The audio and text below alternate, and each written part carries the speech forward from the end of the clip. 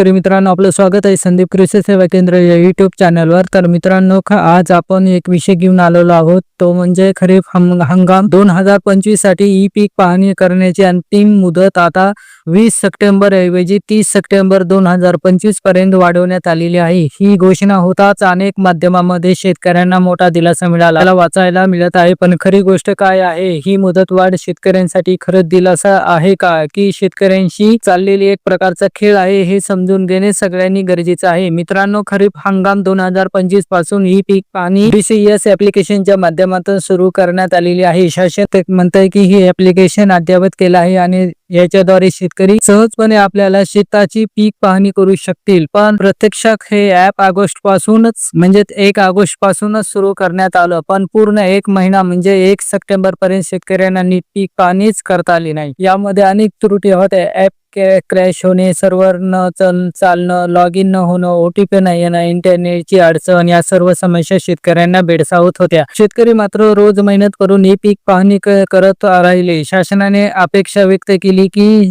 60% पेक्षा क्षेत्रात पीक पाहणी पूर्ण होईल, पण वास्तविक आकडेवारीनुसार राज्यातील सुमारे 80 लाख हेक्टर क्षेत्राचं पाहणी झालं असून हे प्रमाण फक्त 48% इतकंच आहे। याच कारणामुळे आता शेतकऱ्यांना 30 सप्टेंबर पर्यंत मुदतवाढ देण्यात आली आहे। सरकारकडून सांगण्यात येत आहे की राज्यात अतिवृष्टी झाली, शेतकऱ्यांना शेतात जाता आलं नाही, त्यामुळे पीक पाहणी पूर्ण झाली नाही, म्हणून शेतकरी विम्यापासून, हमी भाव नोंदणीपासून आणि नुकसान भरपाईपासून वंचित राहू नयेत म्हणून ही मुदतवाढ दिली आहे। पण मित्रांनो, ही बाब खरी आहे का? शेतकरी दिवस रात्र धडपड करत आहे, तो कारण त्यांना माहित आहे की पीक विमा मिळवण्यासाठी पाहणी आवश्यक आहे, अतिवृष्टी किंवा नैसर्गिक आपत्तीची नुकसान भरपाई मिळवण्यासाठी पाहणी आवश्यक आहे, हमी भावाची नोंदणी करण्यासाठी पाहणी आवश्यक आहे आणि विविध कृषी योजनांना लाभ मिळवण्यासाठी देखील ही नोंदणी अत्यावश्यक आहे। पण जेव्हा सिस्टीमच काम करत नसेल, ऍप्लिकेशन नीट चालत नाही, तेव्हा शेतकऱ्यांनी काय करावं? शेवटी शासनाने दिलेली मुदतवाढ ही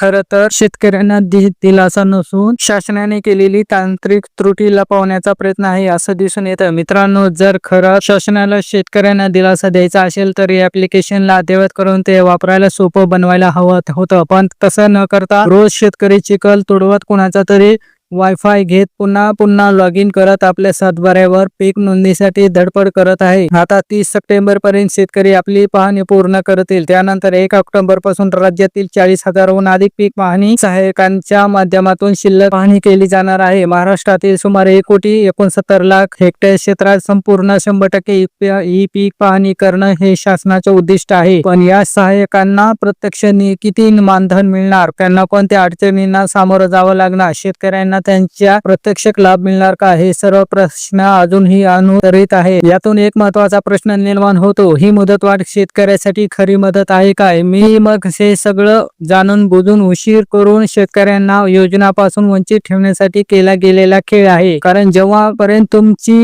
ई पीक पाहणी पूर्ण होत नाही तेव्हापर्यंत तुम्हाला वन्य प्राण्यांच्या नुकसानीची भरपाई मिळणार नाही, अतिवृष्टीमुळे झालेले नुकसान भरून मिळणार नाही, पीक विम्याचा लाभ मिळणार नाही, हमी भाव विक्री करता येणार नाही आणि कृषी योजनांचा लाभ देखील मिळणार नाही। ही सर्व परिस्थिती लक्षात घेता शासनाने तांत्रिक सोयी सुविधा नीट उपलब्ध करून देणं हे शेतकऱ्यांसाठी खरं दिलासा ठरलं असतं। मात्र आज परिस्थिती उलट आहे, तांत्रिक अडचणींचा बोजा शेतकऱ्यांच्या खांद्यावर टाकण्यात येतं। मित्रांनो, म्हणूनच तुम्ही सगळ्यांनी या मुदतीचा योग्य वापर करून 30 सप्टेंबर 2025 पूर्वी आपली पीक पाहणी नक्की करून घ्यावी। तर ही माहिती तुमच्यापर्यंत पोहोचण्याचा आमचा उद्देश म्हणजे शेतकऱ्यांना जागरूक ठेवणं। जर ही माहिती तुम्हाला उपयोगी पडली असेल तर हा व्हिडिओ जास्तीत जास्त शेतकऱ्यापर्यंत पोहोचा आणि हो, आमच्या संदीप कृषी सेवा केंद्र या YouTube चॅनलला सबस्क्राईब करा, ज्यामुळे शेतकऱ्यांशी संबंधित महत्त्वाच्या बातम्या आणि माहिती तुम्हाला वेळेवर मिळत राहतील। धन्यवाद। जय जवान जय किसान।